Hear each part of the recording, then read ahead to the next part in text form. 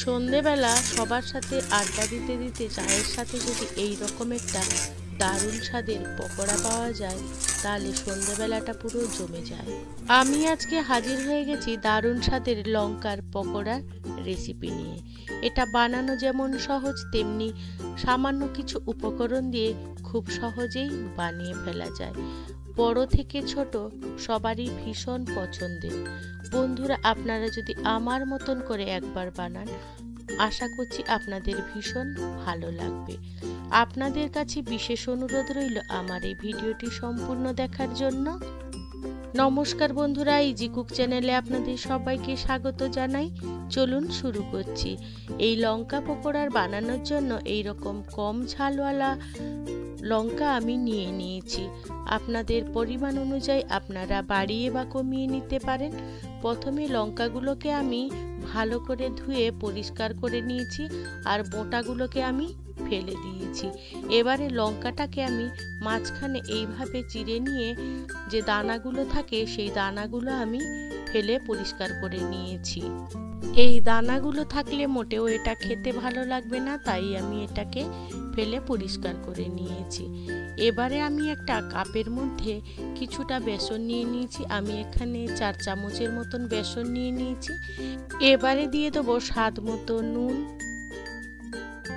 তারপরে আমি দিয়ে দেবো সামান্য একটু হলুদ গুঁড়ো, তারপরে দিয়ে দেবো 1 চামচের মতন ঝাল লঙ্কা গুঁড়ো।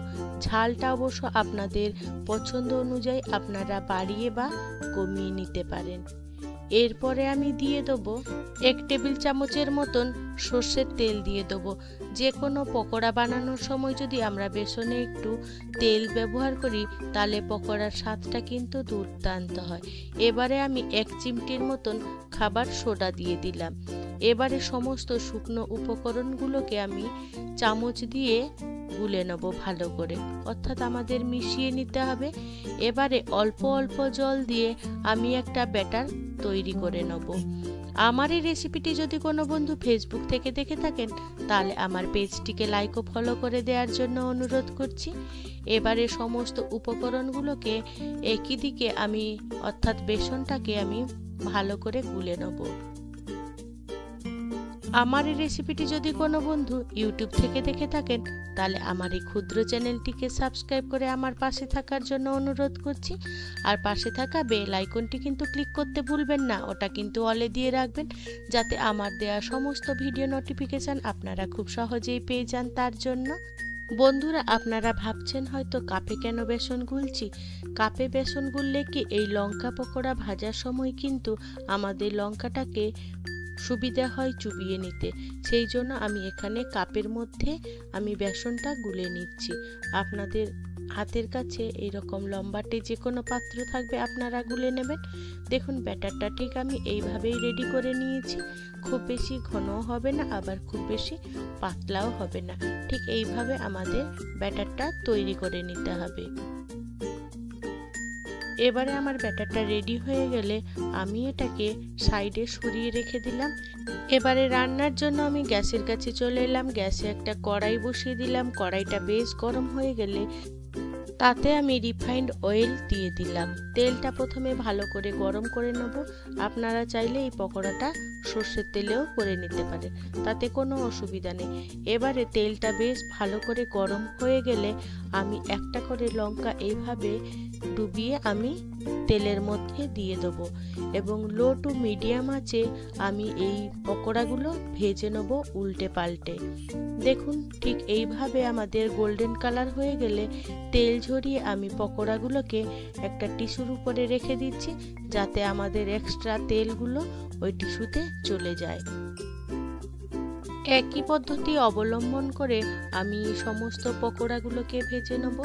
এই পকোড়াগুলোকে যদি আপনারা আরও টেস্টি করতে চান কিংবা আপনাদের হাতে যদি বেশি সময় থাকে তাহলে আপনারা আলুর পুর দিয়ে এই লঙ্কার মধ্যে দিয়ে আপনারা এই পকোড়াটাও বানিয়ে নিলে আরও দারুণ লাগবে খেতে। যেসব বন্ধুরা আমার এই ভিডিওটি দেখছেন তাদের হাতে যদি সময় না থাকে, তাহলে এই পদ্ধতি অবলম্বন করে এই পকোড়াগুলো যদি আপনারা তৈরি করে নেন, তাতেও এই লঙ্কার পকোড়ার স্বাদ কিন্তু অপূর্ব হয়। আপনাদের কাছে অনুরোধ রইল এই রকমভাবে একবার পকোড়া বানিয়ে দেখবেন, আর যদি বানান সেটা আপনাদের কেমন লাগলো সেটা কিন্তু আমাকে কমেন্টে জানাতে একেবারেই ভুলবেন না। এবারে উপর থেকে সামান্য একটু বিট লবণ ছড়িয়ে দিয়ে এটাকে আমি পরিবেশন করে নিচ্ছি। বন্ধুরা, আজকে আমার রেসিপিটি আপনাদের কেমন লাগলো সেটা কিন্তু আপনারা কমেন্টে জানাতে একেবারেই ভুলবেন না। যদি ভালো লেগে থাকে ছোট্ট একটা লাইক করে দেবেন। আপনাদের এই ছোট্ট ছোট্ট লাইক আমাকে অনেক ইন্সপায়ার করে নিত্য নতুন রেসিপি বানানোর জন্য। দেখুন কত সুন্দর ক্রিস্পি হয়েছে।